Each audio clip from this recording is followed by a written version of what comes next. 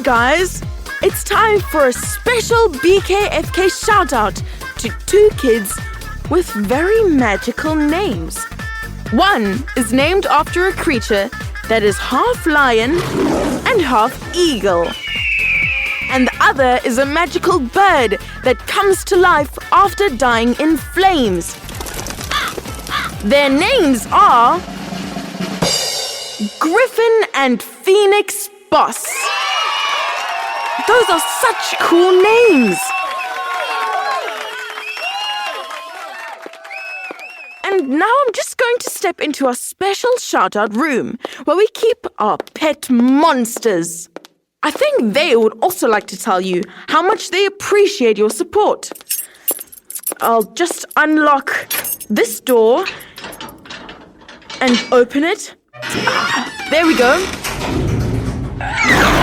Okay, guys, that's enough. Quiet, please. Guys, come on. And you at the back. Thank you. We have another important BKFK shout-out to some very special kids. Maybe the troll can give us a bit of a drum roll? It's Derek and Aaron from San Diego.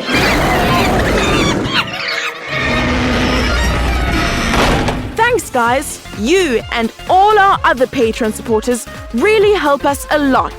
To show our appreciation, we have over 50 extra episodes for our Patreon supporters.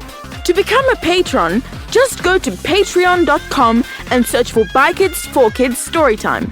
And as of our next episode after this, we are going to be introducing more Patreon rewards, coloring in pages for almost every episode we've done. Watch this space. And now, on this episode, we are joined by kids from all around the world. My name is Rosemary. I am 7 years old, and my favorite animal are dogs. Louie Bricker from Washington, D.C., and I really like baseball. Marlena Miller from San Francisco, USA, and Freiburg, Germany. I really like to make art. I'm Kizzy, and I'm from Bristol. My name is Jane, and I live in Washington, D.C. I'm 5.5 years old, and I love my family. Wow, the BKFK team is getting bigger and bigger. You should have a look at our team pictures on our website. Just go to bykids4kids.co and click on the team. Remember, if you would like to perform with us, just go to our website and click on audition. And now at last, the moment you've all been waiting for, let's get on with the story. The Blind Men and the Elephant. Many years ago, 6 old men lived in a village in India. Each of them was born blind. The other villagers loved and respected the old men. The old men managed very well and could do virtually everything the other villagers could do, except see. Because they could not see the world for themselves and had never known what it was like to see, they had to use their other senses of touch, sound, smell, and taste to imagine what other people could see. They loved listening to the stories told by travelers to learn what they could about life outside the village. They heard stories about distant oceans in the south with great big ships and underwater creatures with 8 slimy legs. Deserts in the south with mysterious beasts that had 2 humps on their backs and spat in your face. Stories from the east where black and white teddy bears climbed bamboo plants. And stories from the north where there were birds that could not fly but could swim like fish.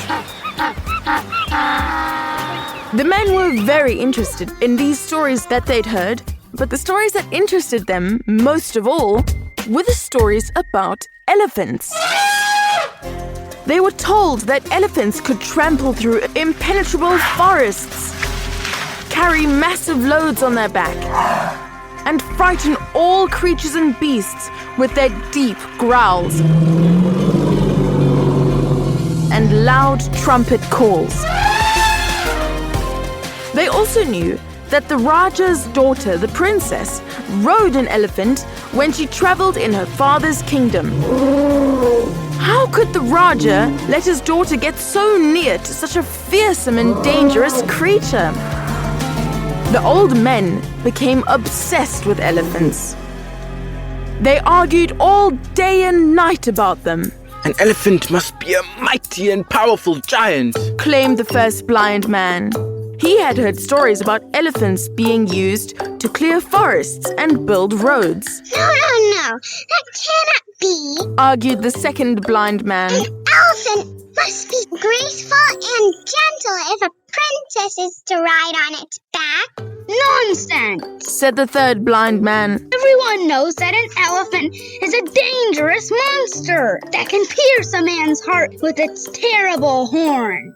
Oh, come on. Said the fourth blind man. You all couldn't be further from the truth. An elephant is obviously a large kind of cow-like thing. You know how people always exaggerate. I think the elephant is a magical creature. Said the fifth blind man. It's just as far-fetched as a dragon, Pegasus, or a minotaur. I think elephants don't exist at all. Declared the sixth blind man. I think we've been fooled and that this is all just some cruel joke.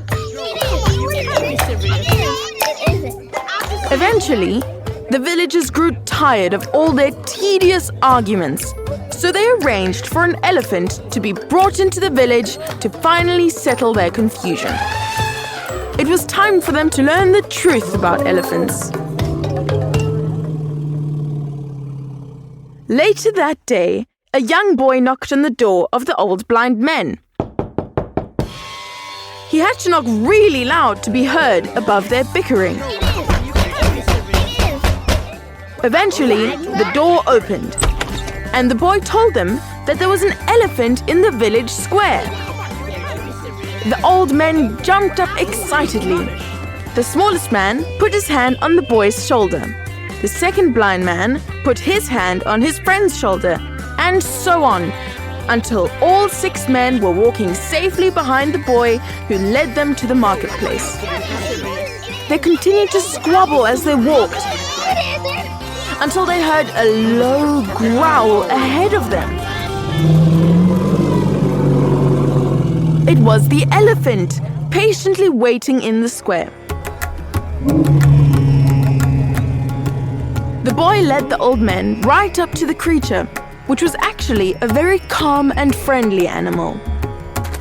The blind men stepped forward to touch it. The first blind man reached out and touched the side of this huge animal. Well. This beast is smooth and solid, just like a wall. He declared. It must be very, very powerful. The second blind man put his hand on the elephant's limber trunk. No. Not at all. It's like a giant snake. The third blind man felt the elephant's pointed tusk. Wrong, duh! I was right. This creature is sharp and deadly, just like a spear. The fourth blind man touched one of the elephant's huge legs. You must be joking. This is, as I have always said, simply an extremely large cow. A large what? The fifth blind man felt the elephant's giant ear. Ridiculous! An elephant is like a huge fan, or a leathery sail or something. The sixth blind man seized the elephant's coarse tail. What a load of codswallop. He cried, This is nothing more than an old piece of rope. I beg your pardon? said the first indignantly. And so the argument continued. It's like a wall. Balderdash! It's a giant snake! A spear, you nincompoops! It's just a spear! It must be a giant cow. I'm sure I heard it moo. Fan! It's a fan! Fan!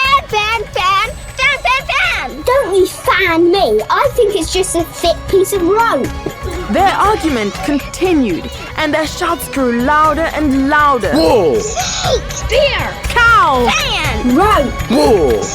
Bear! Cow! Fan! Rope! "Be quiet!" called a very angry voice. It was the young boy who was patiently waiting to take them home. How can each of you be so certain you are right? The 6 blind men stopped bickering and turned to the boy. Because I touched it? Said one old man sheepishly. Yes, but so did I.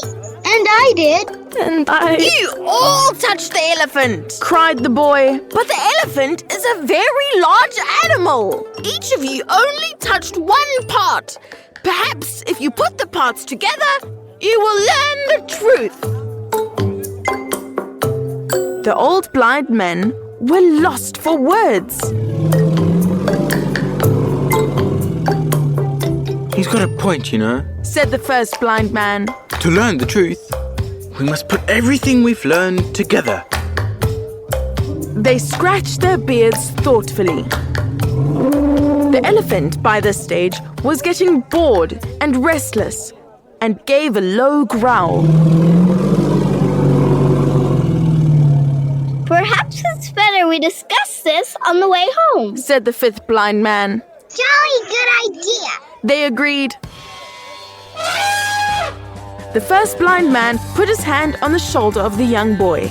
The second blind man put his hand on his friend's shoulder, and so on, until all 6 men were shuffling home together, deep in discussion about elephants.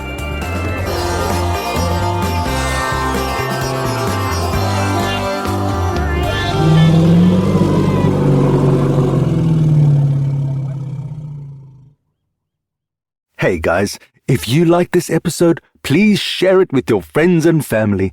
It is one of the best ways to support BKFK Storytime.